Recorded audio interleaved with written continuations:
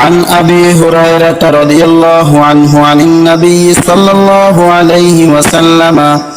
قال الصلاة الخمس والجمعة إلى الجمعة كفارات لما بينهن হযরত আবু হুরায়রা রাদিয়াল্লাহু তাআলা আনহু থেকে বর্ণিত নবী করিম সাল্লাল্লাহু আলাইহি ওয়াসাল্লাম ইরশাদ করেন, 5 ওয়াক্ত নামাজ এবং এক জুমা থেকে আরেক জুমা তাদের মধ্যবর্তী সময়ের জন্য কাফারা শুরু হয়ে যায়। عن جابر بن عبد الله رضي الله عنه قال قال النبي صلى الله عليه وسلم مفتاح الجنة الصلاة হযরত জাবের ইবনে আব্দুল্লাহ রাদিয়াল্লাহু তাআলা আনহু থেকে বর্ণিত, তিনি বলেন,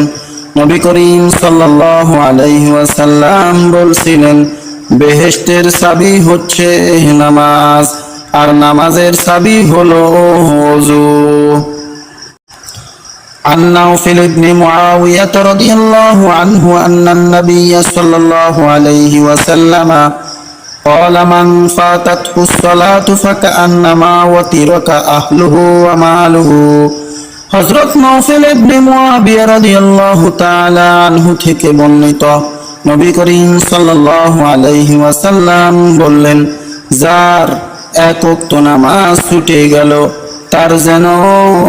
ঘর বাড়ি পরিবার পরিজন ও ধন দৌলত সব কিছু ছিনিয়ে নেওয়া হলো। عن ابن عمر عن النبي صلى الله عليه وسلم قال اجعلوا في بيوتكم من صلاتكم ولا تتخذوها قبورا হযরত ইবনে ওমর রাদিয়াল্লাহু তাআলা আনহু থেকে বর্ণিত, নবী করিম সাল্লাল্লাহু আলাইহি ওয়াসাল্লাম ইরশাদ করেন, তোমাদের ঘরেও কিছু সালাত আদায় করো এবং ঘরকে কবরে পরিণত করিও না। عن علي رضي الله عنه قال كان آخر كلام رسول الله صلى الله عليه وسلم الصلاة اتقوا الله فيما ملكت إيمانكم হযরত আলী রাদিয়াল্লাহু তাআলা আনহু থেকে বর্ণিত, তিনি বলেন, রাসূলুল্লাহ সাল্লাল্লাহু আলাইহি ওয়াসাল্লামের শেষ ওসিয়ত ছিল নামাজ অর্থাৎ তোমরা নামাজের পাবন্দী হও